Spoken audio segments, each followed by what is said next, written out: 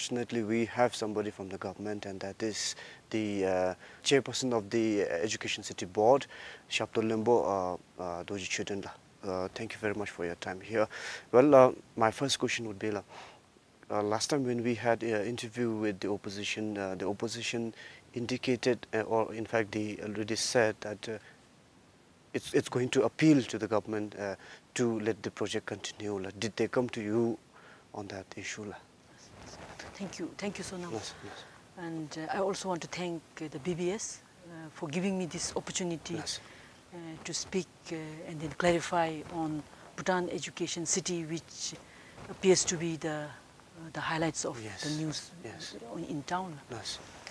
And I also take this responsibility as the chairperson of the Bhutan Education City Board, Yes. as well as being part of the government. Yes.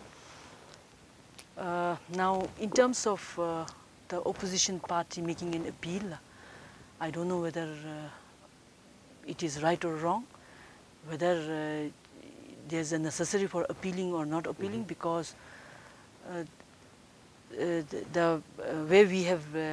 where we are now is that because implementing the Bhutan Education City violates the Land Act of 2007, this is the sole reason why the government has come to a decision to close this project.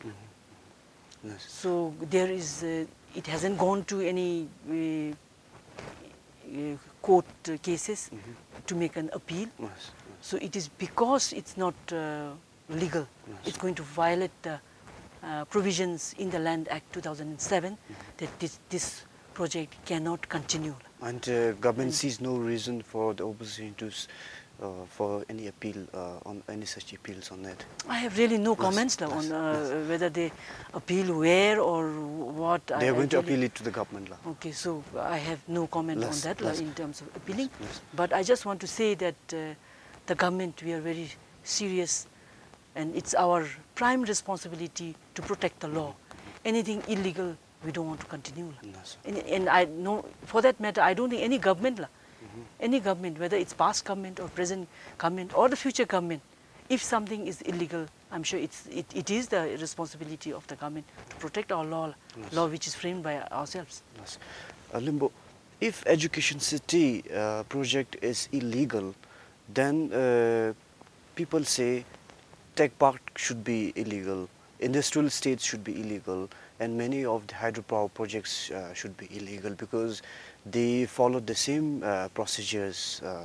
So if Education City is illegal, then they all have to be illegal. What do you have to say on this now? Well, I do not have knowledge on their internal mechanism and modality, how they are being implemented, although these are joint ventures and all these FTIs. So I don't have the inner information of the actual modality of the agreements. Yes. But if at all it is illegal, All right. I don't think that gives you reason to do illegal further on. So I would take it that way. Yes. If something is illegal, then we need to do something. That does not give a reason to be illegal then in the future to come. Yes. Yes. One question that many people ask is, you and I talk as if we can confirmly say that it is really illegal, and for that matter even National Land Commission. There are certain section of people who says whether it is legal or not, it has to be decided by the court of law. Do you think that is right, or maybe you can, I mean, National Land Commission or for the matter government can say whether it is legal or illegal? Well, National Land Commission is the government authority, Yes. given all the responsibility to administer, manage land. Yes. So since they are the authority, government authority, and we are also part of the same government, Yes. actually. Yes. So when they interpret, and they are the authority to interpret, they are also the authority to see that legalities are taken care. So under that circumstances, so we respect their decision. Yes. And government Land Commission is also a part of government. The Bhutan Education City Board is also part of government. The government is also, cabinet is also part of government. So I don't think it's desirable to have court cases between two government agencies. So we have to respect. And all these different government institutions are established so that there is check and balance. So that each one exercise your powers and authority, so that everybody is kept check and balance. So we have respected the decision given by Land Commission. And if at all there are other parties who want to contest and who want to challenge that, there's always a court. And as you know, there was a precedent in the past time also, term of government, where there were court cases, on constitutional cases.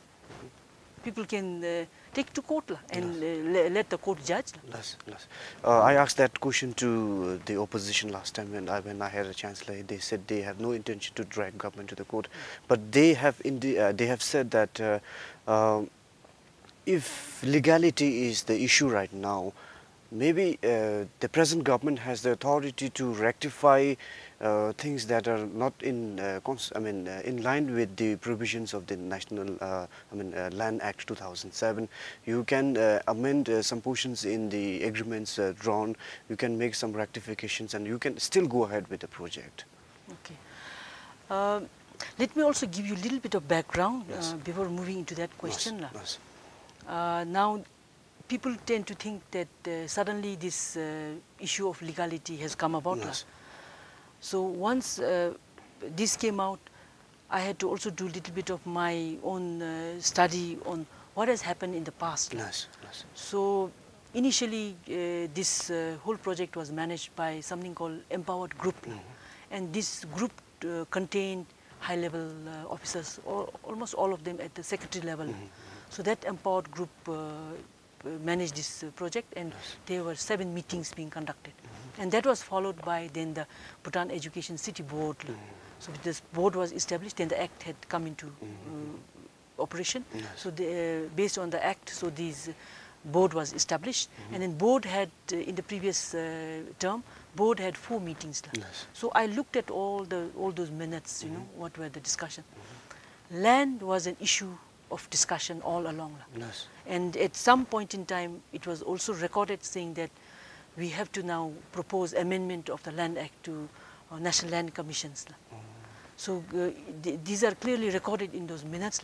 So I want to clarify to the public that this was there. The land issue was not clarified till date when I took over as the chair, and then we had the meeting. So when I took over as the chair of the board, and my first meeting we had was on October 2013. So at that time, I was briefed by the CEO. CEO was also fairly new. He had only joined in June 2013. So he briefed me, and when he briefed me on 3 points. One is on land. He told me that now we have reached the final stage of registration, and we should be getting the land registration soon. And the second is on the ongoing ancillary works, the road, bridges, water supply, all the works that are taking place, how the works are going on. And then third one is establishing that secretariat properly, because there were not many people there. So the board, in our few meetings, so we decided that all should go, and we did not touch anything. We took full confidence and said we will continue this project as planned, and then we did that. Only towards the third and fourth meeting, then this issue of illegality came, and then we finally got also a letter from National Land Commission saying that it violates the provision of the Land Act. So the question here is not about the concessional agreement changing and then you can fix the problem. I think it's really the Land Act being violated. Clauses in the Land Act, for example, 90 years. The Land Act only permits 30 years lease period, whereas it's clearly said 90 years, but it says automatic renewal. Even automatic renewal is not mentioned in the Land Act. And then, of course, the leasing and subleasing is another major issue. And these are the foundations where this whole implementation modality is based. So it is the core business modality that violates the Land Act. So it's not about modifying certain things and then you can move along. So that is why Yes, yes. Limbo, while going through all these minutes of the meetings and some of the documents for the project, did you also come through any documents, any letters from the National Land Commission stating that or indicating what they are doing at that time is going to be illegal later?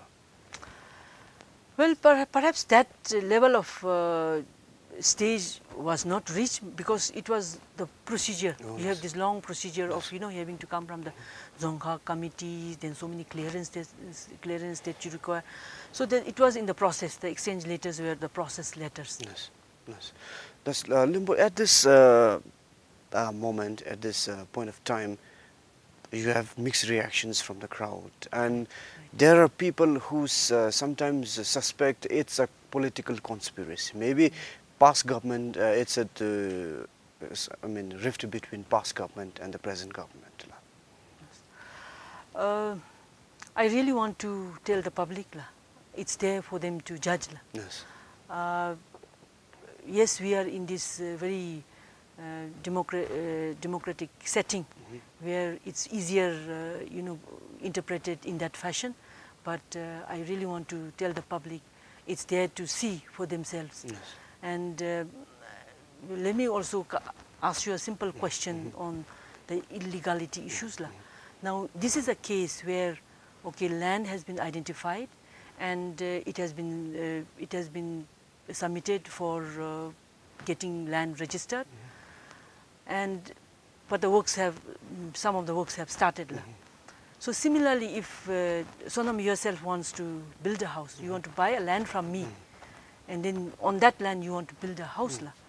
So we have to sign an agreement, and then after that you have to submit our application to the National Land Commission for registration of the land. Yes. So even before you get the land registered, can you build your house? If you build, is it legal or illegal? All right. Please, it's a simple logic. Yes. As I see. But, and people should really see from that angle. Yes, yes. So we have not looked at anything beyond. We are not questioning the benefit of the project. We are not questioning anything else, but the very basic foundation of how this implementation modality violates the Land Acts. And this government, we